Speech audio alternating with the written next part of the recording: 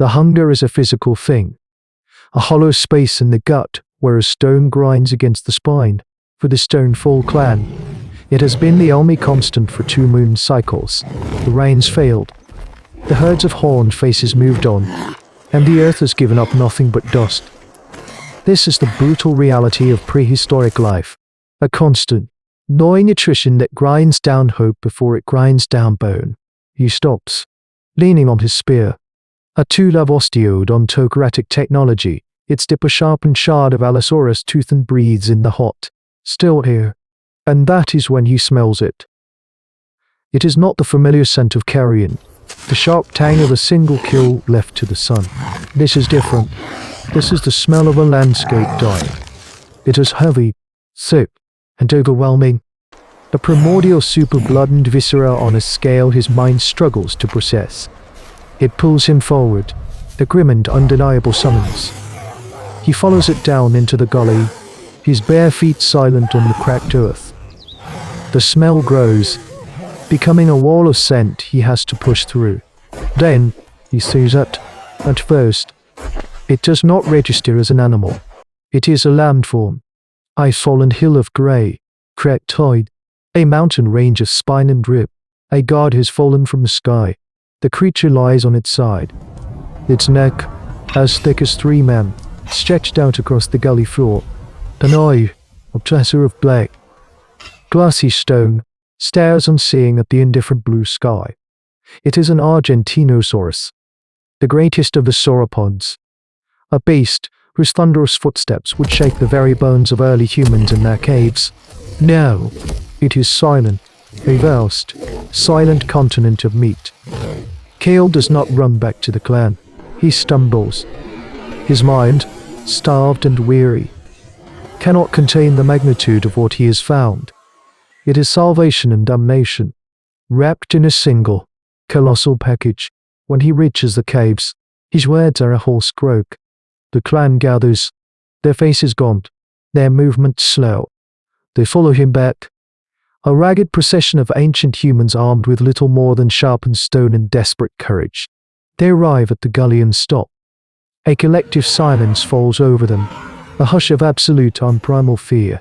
Elara, the old woman whose memory holds the clan's entire history, steps forward. She places a hand on the creature's hide, a vast, warm plane of leather studded with thick, bony osteodermis. She feels the last of its life heat seeping into the earth.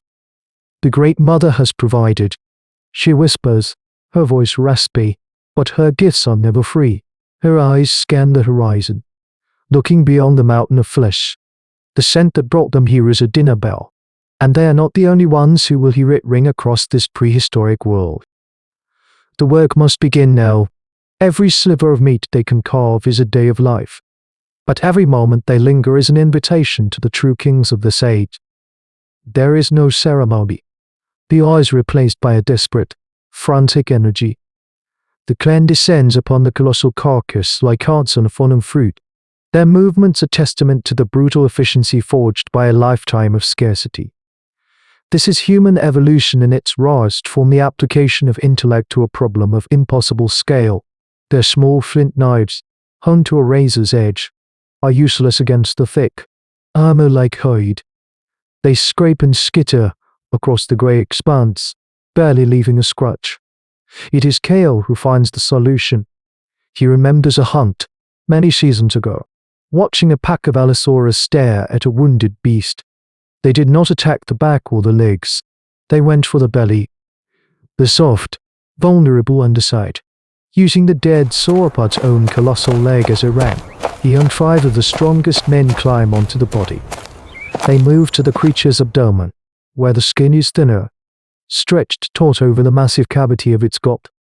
Here, their primitive technology finds purchase. They use heavy, fist-sized stone choppers, bringing them down again and again in a grim, rhythmic percussion. It is exhausting. Bloody work. Chips of stone fly. Dark blood, thick as tar, begins to well up. Hours pass under the searing sun. The air grows thick with the copper stench of an opened-up world. Finally, with a sound like tearing leather, the hide gives way. A cheer, thin and greedy in the vast emptiness, goes up from the clan. Now the real labor begins. They carve out long strips of dough, red meat, passing them down to the women and young ones below, who skewer them on long branches and begin the long trek back to the caves. It is a production line born of instinct. Every member has a role. Some hack at the meat, some carry, others stand guard, their eyes fixed on the horizon. This organized effort, this complex cooperation, is the unique survival to love these human ancestors, a force more potent than any claw or tooth in their prehistoric life. Elara does not work. She watches the wind. She plucks a dry seed pod from a withered bush and crushes it, letting the fine dust drift from her palm. It floats south, towards the jagged peaks. Then, the breeze shifts. The dust hangs, then drifts back. Coming from the north, it carries a new scent on it, layered over the smell of blood and decay. It is a dry, reptilian musk, a predator's scent. She feels a cold knot tighten in her stomach. At the same time, a scout, perched high on the ridge, gives a sharp, piercing cry. The call of the hood, their signal for danger. The rhythmic chopping falters. All heads turn towards the ridge. At first, there is nothing. The world seems to hold its breath. The small dinosaurs, the scavengers that had been nipping at the edges of the great corpse, suddenly scatter and vanish. Then, a head crests the horizon. It is longer than a man is tall, a skull built for one purpose, to crush and to kill. Its teeth are daggers. Another head appears beside it, and then a third, a pack of Giganotosaurus, the true apex predators of this land. They belong to the Carcharodontosauridae family, the shark-toothed lizards, and they have come for their toy. They do not charge. They stop on the ridge, their immense forms silhouetted against the sky. A trio of silent, patient executioners. They are watching, calculating. The clan is frozen, trapped between the mountain of meat they cannot abandon and the wall of teeth they cannot fight. The hope of the morning has curdled into the purest terror. The giants take a single, deliberate step forward, and the ground shudders. Panic is a splinter of ice in the blood. For a moment, the clan is not a clan, but a scattering of terrified individuals. The rhythmic work dissolves into a mad scramble. The lead Giganotosaurus, an ancient male scarred from 1,000 battles, lurches forward. It is not a charge to kill them. Not yet. It is a statement of ownership. Its head, a battering ram of bone and teeth, smashes into the Argentinosaurus flank, and it rips away a piece of flesh the size of a dugout canoe. The sound of tearing muscle and sinew is a wet, sickening thunder that echoes through the gully. The sheer, effortless power of the apex predator paralyzes them. This is not a hunter they can fight or intimidate. This is a force of nature, the living embodiment of this planet's savage heart.